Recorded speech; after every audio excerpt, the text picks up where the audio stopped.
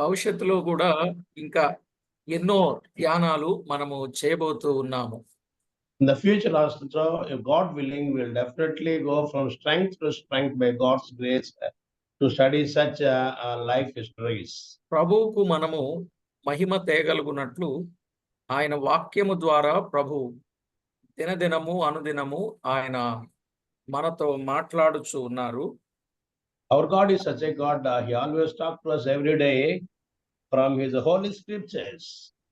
కనుక దేవుణ్ణి మనము ఎంతైనా స్తుతించబద్దులం. As He speaks to us every day through His word, we have to thank our Lord. We have to venerate our God with the whole heart. ఆయన నామాన్ని మనము మహిమపరచడానికి ప్రభు కొన్ని పాఠాల ద్వారా ఆ గొప్ప సత్యాన్ని ఆయన మనకు నేర్పుతా ఉంటాడు. Another important aspect that we have learned is that whatever sufferings and tribulations we get in our lives, through them we have to enjoy, we have to understand the love of God, and then we have to glorify Lord for all the benefit that He does in our trials and sufferings.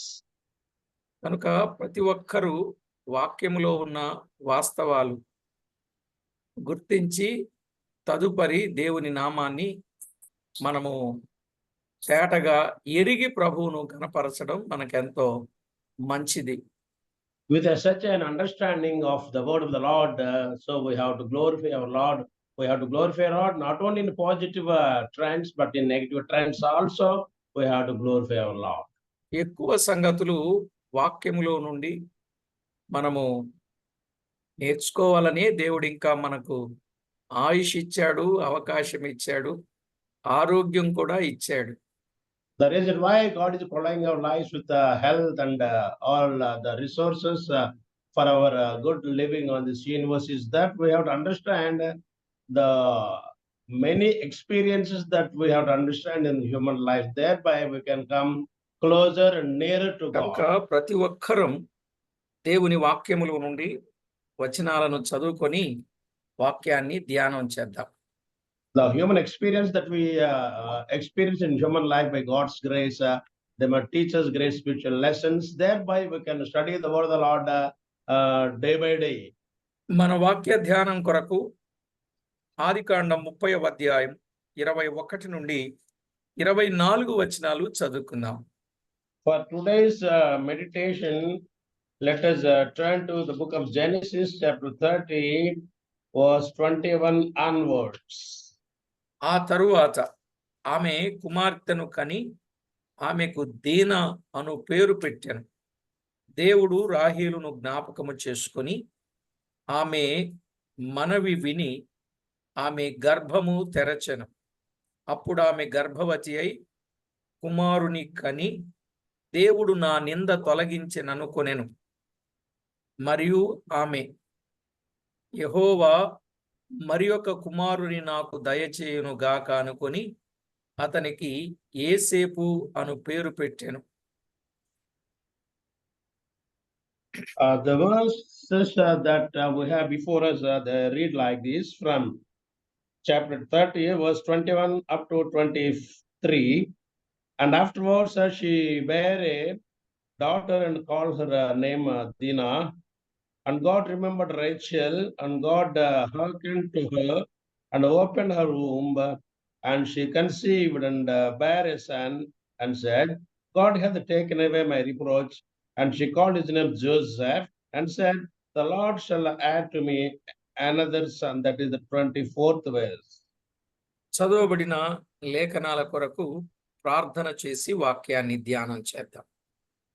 For the portion that we have read today, let us wait upon the Lord and ask for His Holy Spirit's leading. పరిశుద్ధుడా కరుడవైన మా దేవా, మీ ఘననామానికి వేలాది వందనములు, కోటాను కోట్లు కృతజ్ఞతాస్తుతి స్తోత్రాలు చెల్లిస్తున్నాం. Our God in heaven, you are the holy God, you are the most exalted God, you are the God who is worthy to be worshipped at all times. చదవబడిన లేఖన భాగమును దీవించి అందున్న సంగతులను తేటగా బయలుపరిచి మీ నామమునకే మహిమ ఆపాదించుకొనమని కోరుచు kindly teach us spiritual lessons from the scriptures that we have read today. And let us learn spiritual insights today that edifies our lives on this universe. మా ప్రభువు రక్షకుడైన యేసు క్రీస్తు నామమున వేడుచూ ఉన్నాము తండ్రి. In the name of Lord and Savior Jesus Christ, we ask this prayer in humility. Amen. Amen. ప్రభునందు ప్రియులారా, జీవము గల దేవుని వాక్యములో యాకోబు భార్య అయిన లేయా భాగ్యవంతురాలు అని మనము చాలా సంగతులు చెప్పుకుంటూ వచ్చాం. From the scriptures that we have been concentrating, we are learning about the life of Leah, and she's a blessed one, and she received a lot of blessings in her life, and such is the life of Leah.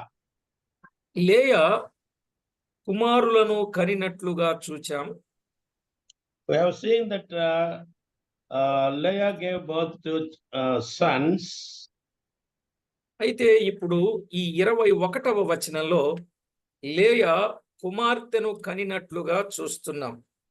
The specific verse 21, it speaks about the fact that Leah bare a daughter. ఆమెకు దీనా అను పేరు పెట్టినట్లుగా కూడా చూస్తున్నాం. The daughter that she bore, to that daughter she resigned the name Dina. దీనా అనగా తీర్పు అని అర్థం. The word Dina, it has a spiritual meaning. The meaning is that God is one who the judges.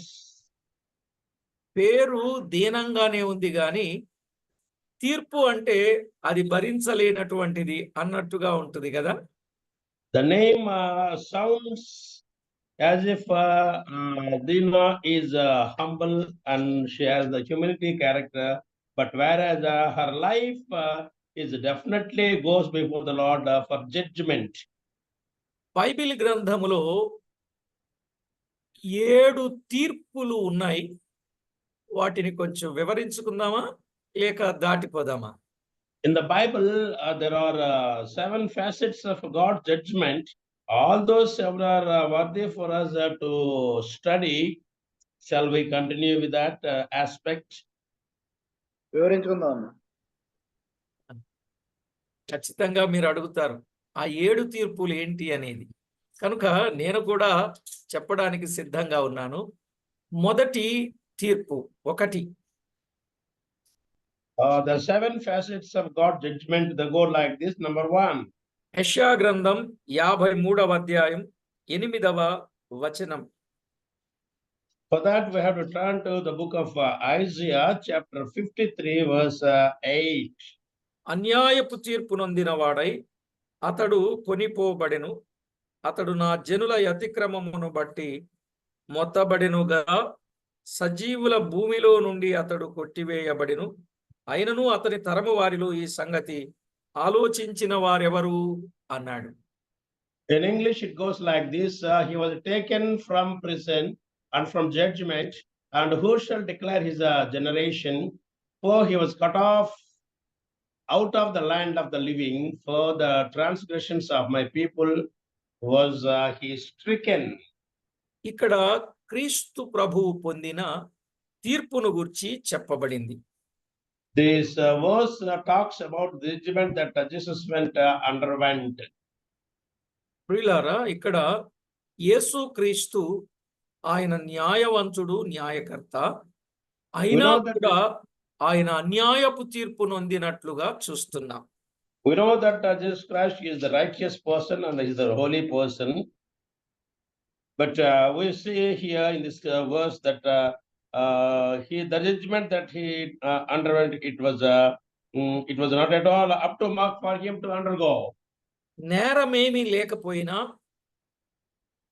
తెల్లవారే లోపు 6 గంటల లోపులో ఆయనను ప్రజా కోర్టులు ఏర్పాటు చేసి, అంటే వారి సొంత కోర్టులు ఏర్పాటు చేసి 6 న్యాయస్థానాల దగ్గరకు ఆయనను త్రిప్పి 6 రకాల తీర్పులు చేసి 6 రకాల శిక్షలు ఆయన మీద వేశారు. before 6 o'clock in the morning, in that day, on that day, Jesus Christ, he was tried and tested by people's court in 6 aspects. All those 6 aspects were not at all for him to be met by him. They undeservedly gave judgment like this, and they poured on him 6 types of judgments. అన్యాయపు తీర్పు అని ఎందుకు చెప్పాల్సి వచ్చిందంటే వారు మోపిన నేరములలో ఒకటైనను సరిపడకపోయినా Jesus వారు Christ, ఆ తీర్పుకు అప్పగించారు కాబట్టే అది అన్యాయం. the judgment that Jesus Christ met, it was required judgment because he did not commit any sin, but those people, they took the power in their hands and they gave such a judgment, unfair judgment on Jesus Christ. ఇది క్రీస్తు పొందిన తీర్పు. This is the unfair judgment that Jesus Christ underwent. రెండవది పేతురు రాసిన మొదటి పత్రిక 4వ అధ్యాయం 17వ వచనం. For that second facet of this God judgment, let us turn to the book of 1 Peter chapter 4 verse 17. తీర్పు దేవుని ఇంటి యొద్ద ఆరంభమగు కాలము వచ్చి ఉన్నది, అది మన యొద్దనే ఆరంభమైతే దేవుని సువార్తకు అవిధేయులైన వారి గతి ఏమౌను అని వ్రాయబడింది. The verse of this epistle, Peter's epistle, it goes like this: for the time is come that judgment must begin at the house of God, and if it first begin at us, what shall the end be of them that obey not the gospel of God? దేవుని ఇంటి యొద్ద ఆరంభమయ్యే తీర్పిది. This is the judgment which begins at the house of the Lord. అంటే అది ఎవరికి తీర్చే తీర్పు? What does it mean that this judgment begins at the house of the Lord? అది విశ్వాసుల తీర్పు. This is finally the judgment that is for the faithful people. విశ్వాసులకే తీర్పు ఉంటే మరి అవిశ్వాసుల గతి ఏమవుద్ది అనేదే ఆ క్రింది భాగంలో చెప్పాడు. When believers are definitely going to have this judgment, what about unbelievers? ఇక మూడవది కొరింథీయులకు రాసిన మొదటి పత్రిక 11వ అధ్యాయం 28 నుండి 31 వచనం. For the third facet of this God judgment, let us turn to the gospel of the epistle of 1 Corinthians chapter 11 verse 28 onwards. 31. 21 up to 30, 28 up to 31. Yes. కాబట్టి ప్రతి మనుషుడు తన్ను తాను పరీక్షించుకొనవలెను, అలాగు చేసి ఆ రొట్టెను తిని ఆ పాత్రలోనిది త్రాగవలెను. 29వ వచనం. ప్రభు శరీరమని వివేచింపక తిని త్రాగువాడు తనకు శిక్షావిధి కలుగుటకే తిని త్రాగుచూ ఉన్నాడు. ఇందువలననే మీలో అనేకులు బలహీనులు రోగులనై ఉన్నారు, చాలా మంది నిద్రించుచున్నారు. 31. అయితే మనలను మనమే విమర్శించుకొనని ఎడల విమర్శించుకొనిన ఎడల తీర్పు పొందకపోదుము. These 4 verses they read like this in English. But let a man examine himself, and so let him eat of that bread and drink of that cup. For he that eateth and drinketh unworthily eateth and drinketh damnation to himself, not discerning the Lord's body. For this cause many are weak and sickly among you, and many sleep. Verse 31. For if we would judge ourselves, we would not be judged. ఇక్కడ విశ్వాసులు తమకు తామే తీర్పు తీర్చుకొనుటను గూర్చిన వివరం. Here the explanation in these 4 verses is given that believers, they have to examine themselves, they have to judge themselves. ఎక్కడ దేవుని సన్నిధిలో ఆయన రక్తమునకు ఆయన శరీరమునకు సాదృశ్యముగా ఉన్న పాత్ర ఉండగా అక్కడ ప్రతి ఒక్కరూ తమ్మును తాము విమర్శ చేసుకోవాలి. Believers, they need to judge themselves at the table of the Lord while they worship. అప్పుడు మనము తీర్పు పొందకపోదము. విమర్శించుకున్నప్పుడు వివేచించుకున్నప్పుడు అపరాధులము కాదని అర్థమైనప్పుడు అప్పుడు మనకి తీర్పు ఉండదు.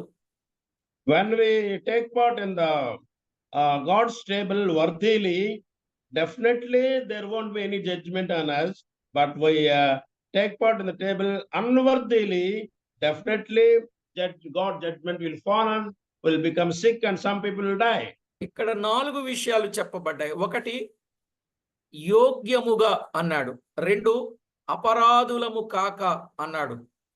3 విమర్శించుకొని అన్నాడు. 4 పరిశీలన చేసుకొని అనే మాటలు చూస్తాం. First one is worthily we have to take part in the table. Second one is if we worthily take part in the table, definitely won't come under the judgment of the Lord. That's the second one. Third one is that we have to examine ourselves, we have to test ourselves. Fourthly, definitely sincerely we have to examine, we have to introspect our hearts, and without any blemish and sin, we have to take part in the table. 32వ వచనంలో ఉంది, మనము తీర్పు పొందిన ఎడల లోకముతో పాటు మనకు శిక్షావిధికి కలుగునట్లు ప్రభు చేత శిక్షింపబడుచు ఉన్నాము అన్నాడు. But when we are judged, we are chastened of the Lord, that we should not be condemned with the world.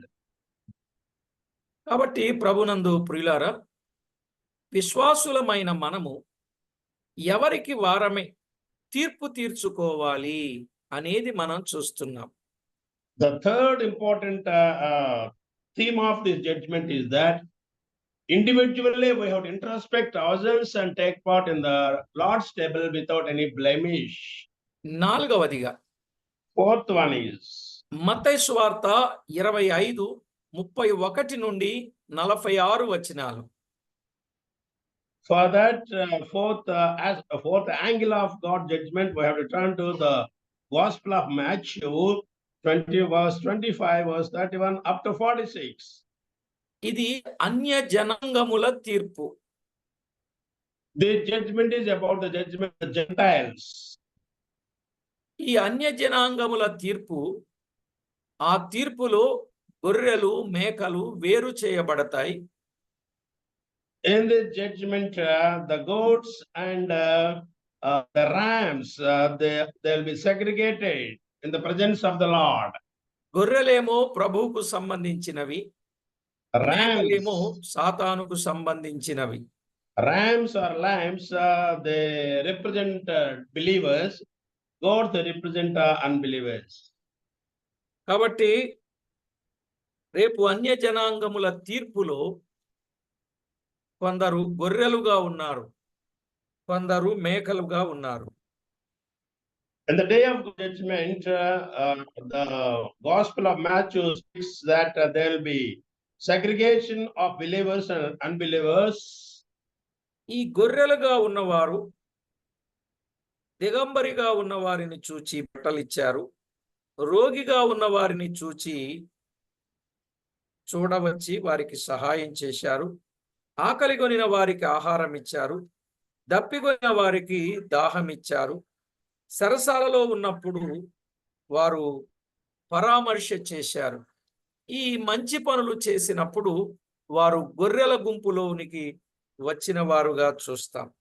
Who are the people that represent rams and lambs, who are the symbols for believers? They do 5 types of things. They see the people in nakedness, they offer them clothes. They see the people who are in sickness, they visit them and give them food and medicine, etc. They visit the hospitals and also they extend their help. they see the sick people and they help them. ఇక 5వది Fifth judgment, పడిపోయిన దేవదూతల తీర్పు. the fifth facet of God's judgment is about the fallen angels. పేతురు రాసిన 2వ పత్రిక 2వ అధ్యాయం 4వ వచనం. For that, let us turn to the epistle of 2 Peter chapter 2 verse 4. దేవదూతలు పాపము చేసినప్పుడు దేవుడు వారిని విడిచిపెట్టక పాతాళలోక మందలి కటిక చీకటి గల బిలములోనికి త్రోసి తీర్పుకు కావలిలో ఉంచబడుటకు వారిని అప్పగించెను. దేవదూతలకు తీర్పు ఉన్నది అనే సత్యాన్ని ఈ భాగంలో చూస్తున్నాం. ఏ దూతలు? పడిపోయిన దేవదూతలకు తీర్పు. This verse speaks about the judgment that is reserved for the fallen angels. This verse from 2 Peter goes like this: for if God spared not the angels that sinned, but cast them down to hell, and he delivered them into chains of darkness to be reserved unto judgment.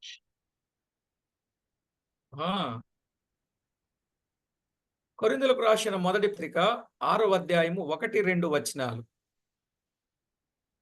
Let us turn to 1 Corinthians chapter 6 verse 1 and 2. మీలో ఒకనికి మరి ఒకని మీద వ్యాజ్యం ఉన్నప్పుడు వాడు పరిశుద్ధుల ఎదుట కాక అనీతిమంతుల ఎదుట వ్యాజ్యమాడుటకు తెగించుచున్నాడా? 2వ వచనం. పరిశుద్ధులు లోకమునకు తీర్పు తీర్చుదురని మీరెరుగరా? మీ వలన లోకమునకు తీర్పు జరగవలసి ఉండగా మిక్కిలి అల్పమైన సంగతులను గురించి తీర్పు తీర్చుటకు మీకు యోగ్యత లేదా అని వ్రాయబడింది. So this verse in English it reads like this, verse 1. Dare any of you having a matter against another go to law before the unjust and not before the saints? Second verse. Do you not know that the saints shall judge the world? And if the world shall be judged by you, are you unworthy to judge the smallest matters? కనుక పడిపోయిన దేవదూతలకు తీర్పున్నది, పరిశుద్ధులు లోకమునకు తీర్పు తీర్చుదురు అనే మాట ఈ భాగంలో మనం చూస్తాం.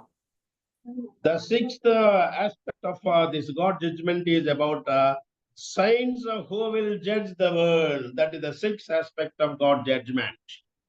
ఇక 6వదిగా ఇశ్రాయేలు తీర్పు. Judgment to the Israelites.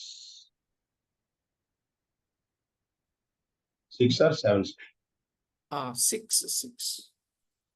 7. Judgment to the judgment. Reference ఇక్కడ ఒక్కదానికి 2 రిఫరెన్స్లు చెప్పాను. Okay, right. అంటే అది అర్థం అవుతుందని అట్లా Okay. చెప్పడం జరిగిందన్నమాట. We have 2 cross references for the 5th point. Okay.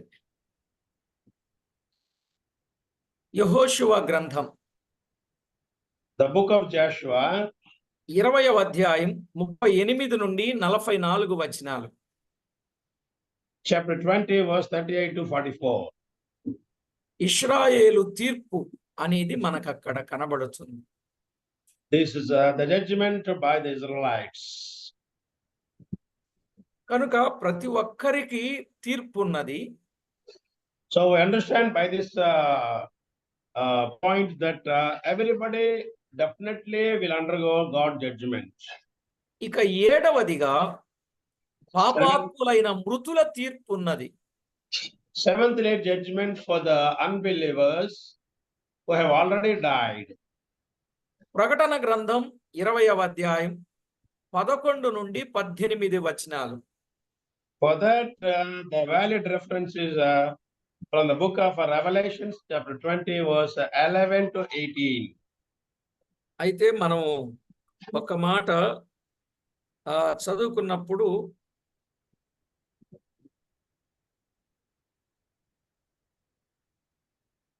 దేవుని వాక్యములో వ్రాయబడిన మాట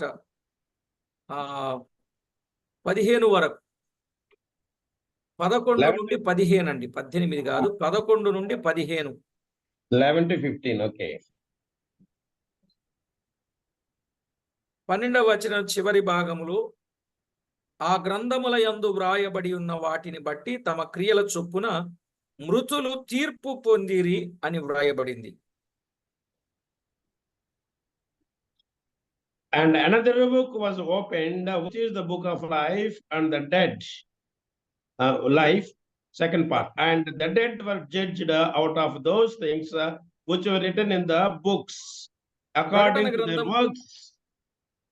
ఓకే, ప్రకటన గ్రంథం 20వ అధ్యాయం 13వ వచనం ప్రకారంగా, సముద్రము తనలో ఉన్న మృతులను అప్పగించెను, మరణమును పాతాళ లోకమును వాటి వశముననున్న మృతులను అప్పగించెను, వానిలో ప్రతివాడు తన క్రియల చొప్పున తీర్పు పొందెను.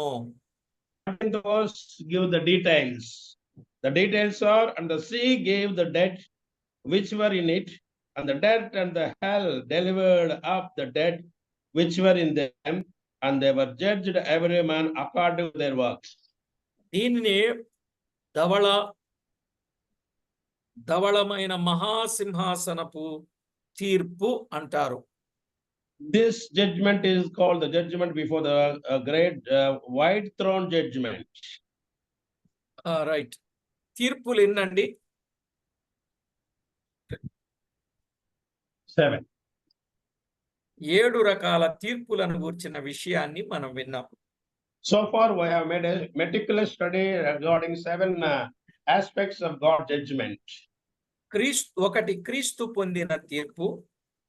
The first one is the unfair and unworthy judgment that was undertaken by that were laid upon Jesus Christ. 2 విశ్వాసుల తీర్పు. Judgment for the believer, second one. 3 విశ్వాసి తనకు తానే తీర్చుకొను తీర్పు. Thirdly, believer has to judge himself before the Lord's table. 4 అన్య జనాంగముల తీర్పు. Fourth one is the judgment for the Gentiles. 5 పడిపోయిన దేవదూతల తీర్పు. Fifth one is for the judgment for the fallen angels. 6 ఇశ్రాయేలు తీర్పు. Sixth one is the judgment of Israelites. 7 పాపాత్ములైన మృతుల తీర్పు. Seventhly, the unbelievers who died. సరే, లేయా యాకోబునకు 7 బిడ్డలను కనినది. Leah gave both 7 sons to Jacob. 7 అనే సంఖ్య పరిపూర్ణ సంఖ్య. The number 7, recording the Bible, the biblical numerology, it stands for completeness, totality. కొరింథీయులకు రాసిన మొదటి పత్రిక 4వ అధ్యాయం 16, 17 వచనాలు. The book of the epistle of 1 Corinthians chapter 4 verse 16 onwards. మనము సేవలో సంపూర్ణముగా కనువారమై ఉండవలెను. There the verse reads like this, chapter 4 verse 16 onwards.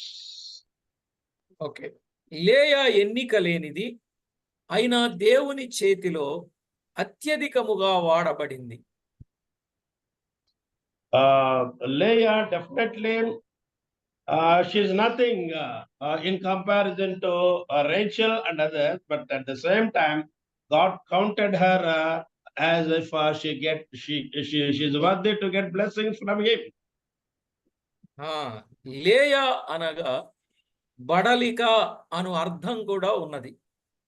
Leah does mean tiresomeness. బడలికగా ఉండినను ప్రభు ఆమెను వాడుకొనినట్లుగా మనము చూస్తాం. Even though she has no stamina and strength and she is undergoing tiredness, there is no stamina. Even then God used her in a mighty way. మన బాహ్య రూపం ఏ స్థితిలో ఉన్నను ప్రభు సంపూర్ణముగా ఆయనకు మనం అప్పగించుకుంటే ఆయన మనలను వాడుకుంటాడు. Just like Leah, even though physically, if we are unworthy and we are tiresome, we have no strength and stamina in us, when we submit ourselves to the hands of Lord, definitely He blesses us with a lot of blessings, and totality gives the fullest blessings. పరిపూర్ణంగా అప్పగించుకున్నట్లయితే అత్యధికంగా ఆయన వాడుకుంటాడు. We have to surrender ourselves in totality. Definitely, He will make use of us in a very fullness manner. ఇక 22 నుండి 24 వచనాలు రాహేలు కుమారుడు. From 22 to 24th verse, the things are regarding the sons of Rachel. 22వ వచనంలో దేవుడు రాహేలును జ్ఞాపకము చేసుకొని ఆమె మనవి విని ఆమె గర్భము తెరిచెను అని చూస్తున్నాం. The verse talks about God listened to the prayers of Rachel and she opened her womb. ఒకప్పుడు భర్త మీద పోట్లాడిన రాహేలు ఇప్పుడు దేవునికి మొర్ర పెట్టుచూ ఉన్నది. In the earlier times, she was murmuring and she had a quarrel with her husband. She shouted at her husband, but now she's praying to the Lord. 30వ అధ్యాయం 1వ వచనంలోను 6వ వచనంలోను మనము ఆ సంగతులు చూస్తాం. Those things we can evidently see in verse 1 and 6 of chapter 30. దేవుడు రాహేలునకు గర్భఫలము ఇవ్వకుండా ఆపు చేయగా When God withhold Rachel's womb without begetting children, తన సౌందర్యము చూచుకొని గర్వించిన రాహేలు ఇప్పుడు విరిగి నలిగి దేవుని సన్నిధిలో ప్రార్థించుట మనము చూస్తున్నాం. when she was young and when she was attractive and beautiful, she had a lot of proudness in her, but now she underwent this humility and in praying to the Lord in a humility manner. దేవుడు మనల్ని కొన్నిసార్లు శ్రమల్లో ఉంచుతాడు. కారణం ఏంటంటే మనము విరిగి నలిగిన మనసుతో దేవునికి ప్రార్థన చేయాలని. God allows sufferings in our lives for an exclusive reason, that we have to, in meekness and surrender, we have to submit our Lord to the Lord, and we have to pray, Lord, with earnest heart. 23వ వచనంలో చూస్తే అప్పుడు ఆమె గర్భవతి అయి దేవుడు నా నింద తొలగించెననుకొనెను. పిల్లలు లేకపోవుట నిందతో కూడినదిగా కనబడుచు ఉన్నది. And she conceived and bare a son and said, God has taken away my reproach. She understood that as she was not begetting children, her life was a reproach to others. That's why she was praying to the Lord, and God taken away the reproach on her. పిల్లలు లేని వారు హీనంగా ఎంచబడతారు. Those people who do not beget children, definitely they'll be treated in a very unfair manner. ఆదికాండం 16వ అధ్యాయం 4వ వచనం. For that we can turn to the book of Genesis chapter 16 verse 4. సమూయేలు మొదటి గ్రంథం 1వ అధ్యాయం 6వ వచనం. The book of 1 Samuel chapter 1 verse 6. ఆత్మీయంగా సంతానం లేని స్థితి Of course, we have to beget physical children, but we have to beget spiritual children also. ఆ ఆత్మలను సంపాదించకుండా ఉండే స్థితి కూడా అలాగే ఎంతో హీనమైనది. The lives which don't beget the children to the Lord, and their lives will be treated as barren lives. గనుక ప్రభు పిల్లలు భారముతో పనిచేసి ఆత్మలను సంపాదించుట ఆశీర్వాదకరం. So it's a blessed life for the believers to beget children to the Lord by spreading gospel. That life is a blessed life in the sight of the Lord. ఆమె యొక్క కుమారుని కని యెహోవా మరి ఒక కుమారుని నాకు దయచేయును అనుకుని అతనికి యేసేపు అను పేరు పెట్టినట్లు చూస్తాం. And she called his name Joseph, and she conceived and bare a son, and she named him Joseph. యేసేపు అనగా అభివృద్ధి నొందించుగాక అని అర్థం. Joseph does mean fruitfulness, abundance. దేవుడే అభివృద్ధి కలిగించువాడు. God is the one who replenishes our fruitfulness. ఈ మాట చెప్పుటలో ఆమె యొక్క విశ్వాసం ఇంకా పెరుగుచున్నది. When she speaks the word Joseph, her faith is growing from strength to strength. మన జీవితాలలో కూడా విశ్వాసం అంతకంతకు అభివృద్ధి చెందవలెను. In our lives also, our faith must grow day by day. ఆ రోజుల్లో విశ్వాసుల యొక్క అభివృద్ధి కొరకు అపోస్తలులు ప్రార్థించిన సందర్భాలున్నాయి. In those early days of the church, early church, the apostles, they're going on praying for the improvement of the faith of the believers every time. లూకా సువార్త 17వ అధ్యాయం 5-6 వచనాలు. For that, we can turn to the Gospel of Luke, chapter 17, verse 5 and 6. విశ్వాసం ఆవగింజకు పోల్చబడింది. Faith is compared to a mustard seed.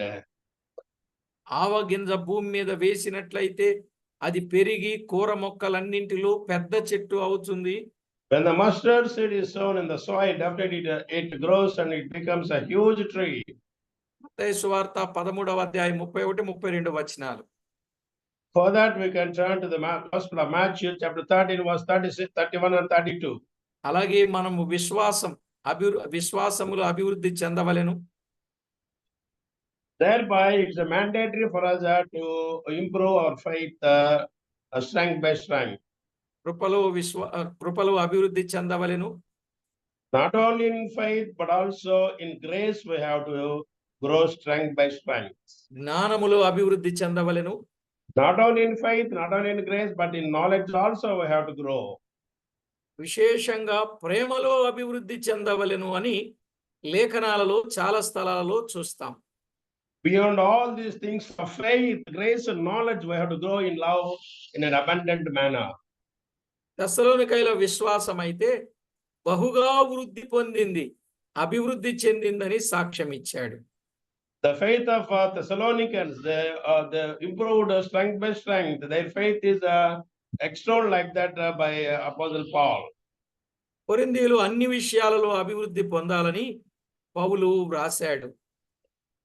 Regarding Corinthians, Paul wrote that they have to grow in every spiritual aspect. కొరింథీయులకు రాసిన 2వ పత్రిక 8వ అధ్యాయం 7వ వచనం. For that, we have to turn to the 2 Corinthians chapter 9, verse 7. కనుక ప్రతి ఒక్కరూ దేవుని కృప కలిగి వర్ధిల్లే అనుభవాలు కలిగిన వారుగా ఉండాలి. So by God's grace, we have to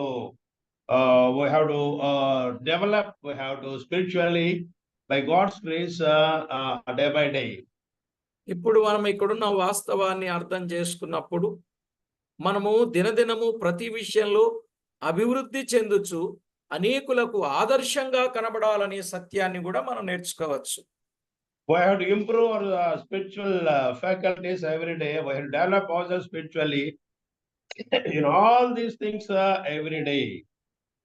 కనుక ప్రతి ఒక్కరూ ఎంతో నమ్మకత్వంతో, విశ్వాసముతో, నీతితో కూడిన భక్తి చేసి ఆత్మీయతలో అభివృద్ధి చెందిన వారంగా ఉందాం.